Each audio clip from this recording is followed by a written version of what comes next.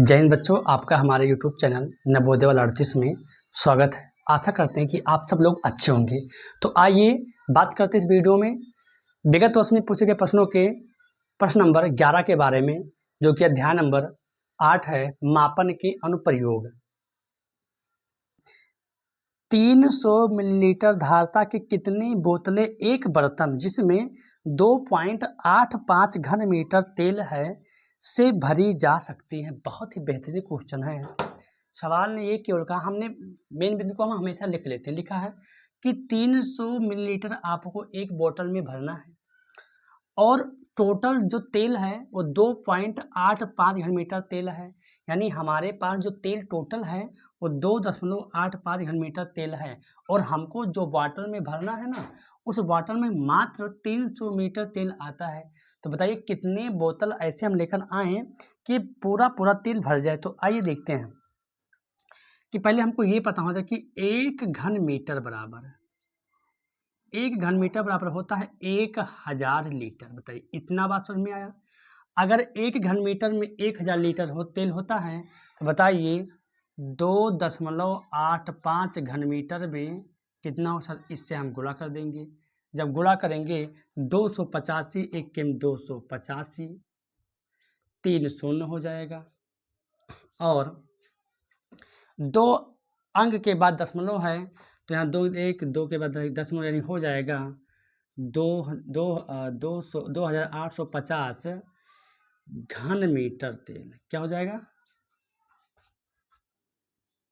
Litre तेल 2850 litre तेल। अगर 1 घन मीटर में 1000 लीटर तेल तो 2.85 घन मीटर में 2850 लीटर तेल होगा। अब सवाल हमको जो धारता हमारा जो बोतल में भरना है हमको मिलीलीटर में भरना है।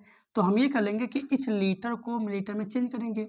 तो अगर लीटर को मिलीलीटर में हमको चेंज करना है, देखेंगे लीटर यहाँ पर है और मिलीलीटर नीचे, यानी ऊपर से हम नीचे आ रहे हैं, भाग होगा तो गुणा होगा। ऊपर से जब कभी भी हम नीचे आएंगे तो गुणा होगा और गुणे और भाग में हमेशा एक छिपा होता। गिनेंगे तो 1 2 3, यानी 1 2 3 से गुणा कर देंगे तो ये जब देखेंगे तो ये हो जाएगा 285 एक के 285 और 1 2 3 4, यहाँ पर 4 शून्य हो जाएंगे। और अब आ गया हमारे पास 2000, इतना आ गया हमारे पास मिलीलीटर। कितना आ गया?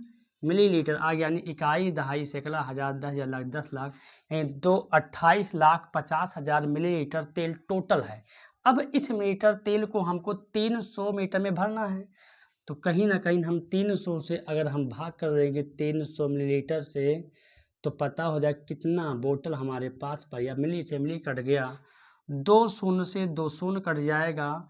और जब इसको काटेंगे 3 एक 3, 3 अठे 24, 3 नवा 27, यहाँ पर लगेगा 1 और 3 पचे 15, यहाँ पे हो गया 00, यानी टोटल 9500 बोतल यहाँ पर लगेगा। आइए देखते हैं क्वेश्चन नंबर 12 कि ₹5 के एक सिक्के का भार 9 ग्राम। मतलब अगर ₹5 आपके पास है तो उसका भार रखा गया है 9 ग्राम है। मतलब सवाल ने कहा कि अगर आपके पास 5 का सिक्का है तो उसका टोटल 9 ग्राम भार है। अब सवाल कह रहा है कि अनु के बैग में ना ₹5 के सिक्कों का कुल भार 9 किलोग्राम है। तो बताइए उसके बैग में टोटल कितने सिक्के हैं, हमको ये निकालना है। तो आइए इसको हम लोग हल करते हैं कि अगर ₹1 के सिक्के का भार 9 ग्राम है, उसके बैग में, अगर अनु के बैग में 9 किलोग्राम टोटल भार है, तो जाहिर सी बात है अगर 9 किलोग्राम भार उसके बैग में 9 किलोग्राम का सिक्का मतलब रखा हुआ, सिक्के रखे हुए हैं, कुल सिक्के मिलाकर 9 किलोग्राम के रखे हुए हैं, और अगर एक सिक्का 5 का 9 ग्राम का है तो कितना सिक्का टोटल होगा उसके बैग में। तो डाटा कटेगा नहीं क्योंकि ये किलोग्राम में, ये ग्राम में, यानी 1 किलोग्राम में 1000 ग्राम, तो यानी हो जाएगा ये 9000 ग्राम बटा 9 ग्राम। अब डाटा हमारे पास सेम आ गया 9000 ग्राम, और तो ग्राम से ग्राम कट गया, 9 के 9, 9 के 9, टोटल उसके बैग में 1000 सिक्के हैं 5-5 के। यही आपका उत्तर हो जाएगा। आइए देखते हैं क्वेश्चन नंबर 13। अमिता ने घोड़े का चित्र 11:55 AM पर शुरू किया और 12:05 PM पर पूरा किया। चित्र बनाने में उसे कितना समय लगा? 55 है, ये 12:05 है। अब ये मतलब हमको समझना पड़ेगा, तभी आपको सवाल लगेगा। और PM मतलब देखिए, ये मतलब होता है 12 बजे दिन के पहले का समय, है ना। 12 बजे रात से लेकर 12 बजे दिन तक समय AM होता है, और दोपहर 12 बजे से लेकर रात 12 बजे तक PM होता है। तो ये देखें कि 12, अगर वो 12:05 पर सामान को चित्र बनाना बंद किया है, कितने बजे शुरू किया था, तो 11:05, 11:55। अगर हम दोनों को घटा लेंगे तो पता हो जाएगा कि उत्तर कितना आएगा। ये घटेगा नहीं तो ये हो जाएगा 60, ये 1 घंटा उधर हो जाएगा 65, और 65 में से 55 गया हो जाएगा 10, यहाँ पर 11, 11 में से 0 गया 0, यानी टोटल देखा जाए तो उसने मात्र 10 मिनट में घोड़े का चित्र बनाया।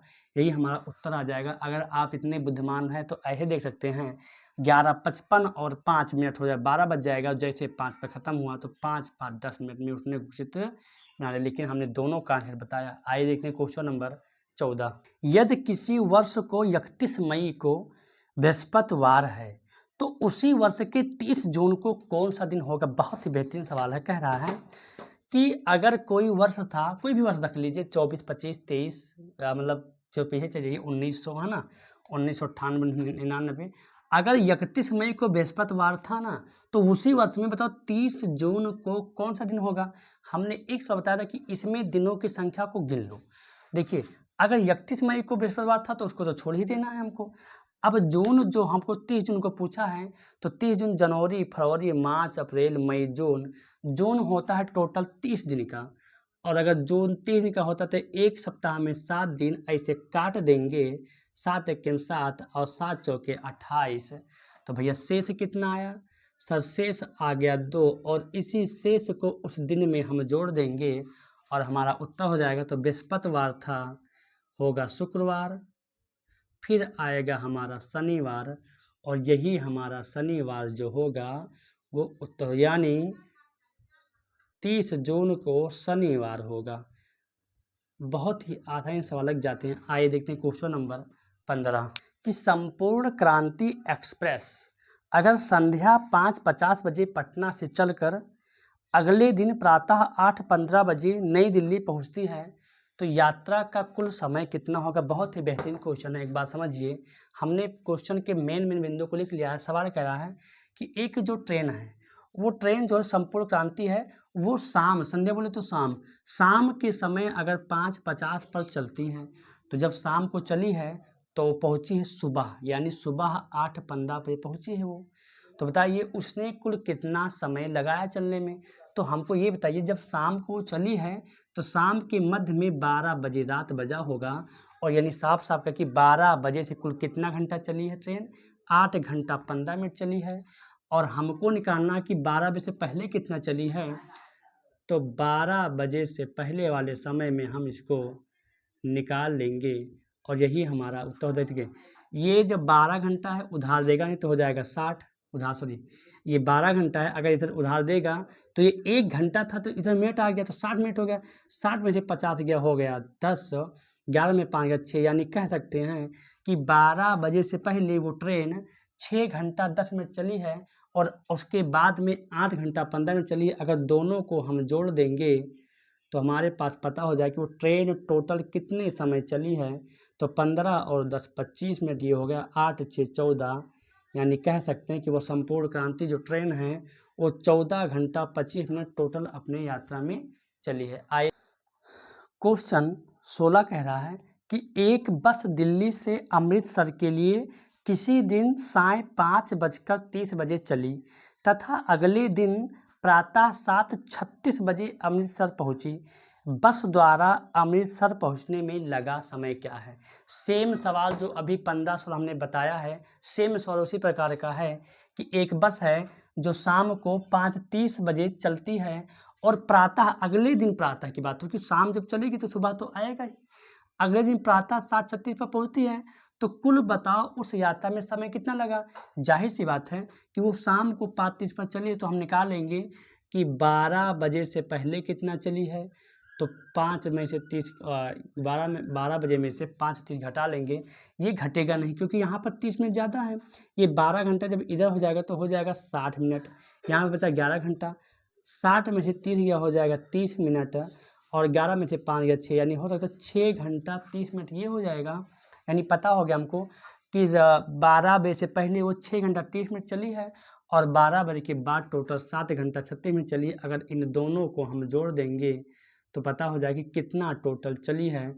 तो 36 और 30 30 60 और 6 66, ये हो जाएगा 7 6 13।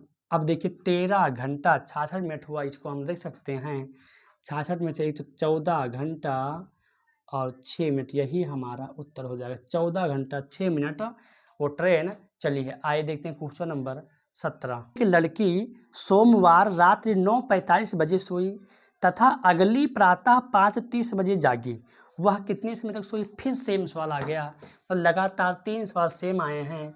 वो लड़की शाम को रात में 9:45 बजे सोई है और सुबह 5:30 पर उठ गई अगले दिन।